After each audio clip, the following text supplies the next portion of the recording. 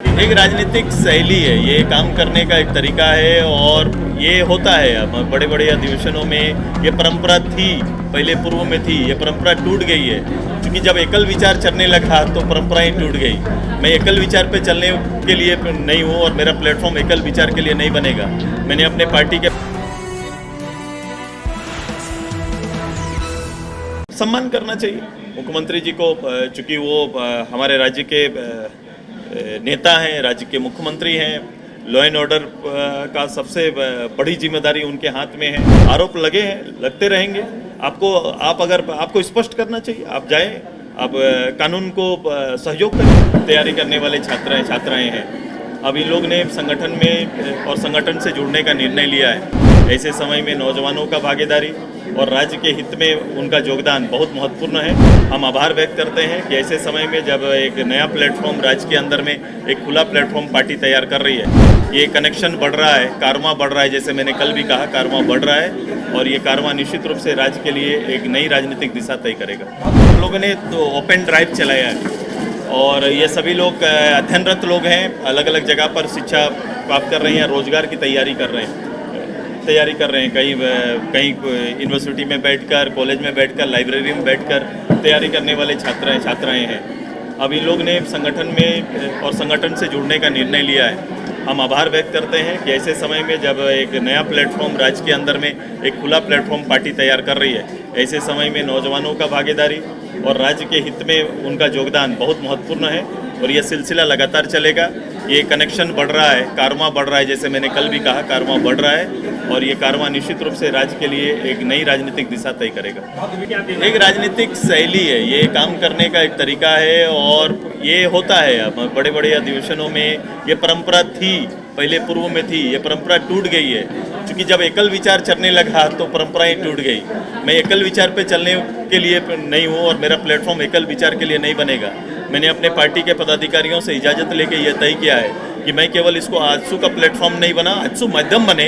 जैसा पहले भी हम लोग इस राज्य के लिए, हम लोग ने जब राज्य का संघर्ष चल रहा था तब भी हम लोग ने ये पहल किया था कि उस समय इस राज्य के लिए संघर्ष करने वाले जितने यूनिट थे सबको एक समन्वय समिति करके पूरे राज्य के लोगों को, राज्य के लिए लड़ने वाले लोगों को, संयुक्त झारखंड के लिए लड़ने वाले लोगों को मिलाकर एक जेसीसी का गठन उस समय किया गया था।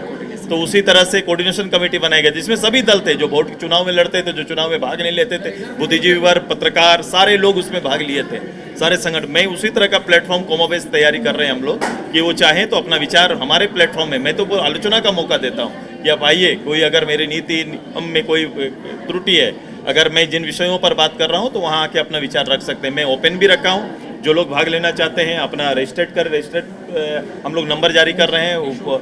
हाँ, वो जारी होगा, वो उसमें आए, भाग लें और कुछ लोग ऐसे हैं कि जो प्रत्यक्ष रूप से नहीं लें, अपना वीडियो भी तो आजकल ये युग है, IT वाला युग है।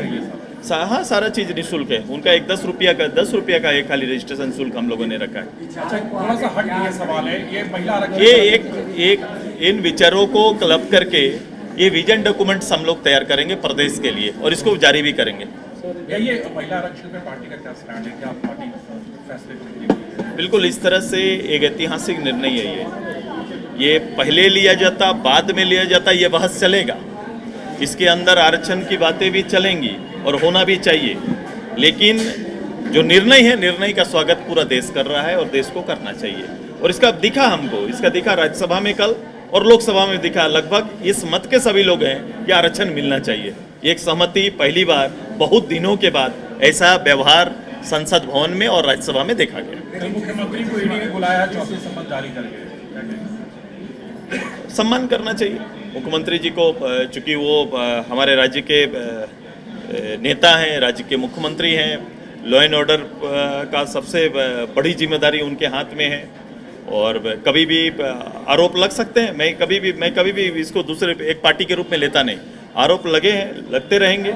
आपको स्पष्ट करना चाहिए। आप जाएं, आप कानून को सहयोग करिए, यही आग्रह करेंगे। मेरे भाई को, आपको भी पता होगा कि हाउस के अंदर हम समय के लिए बोले थे। याद होगा कि एक दिन ऐसी व्यवस्था वहाँ बन गई थी, उन्होंने कहा कि चूंकि आपके पार्टी के प्रतिनिधि की जितनी संख्या होगी उस आधार पर समय का वितरण होता है, बांटा जाता है किसी भी इशूज़ पर बहस के लिए।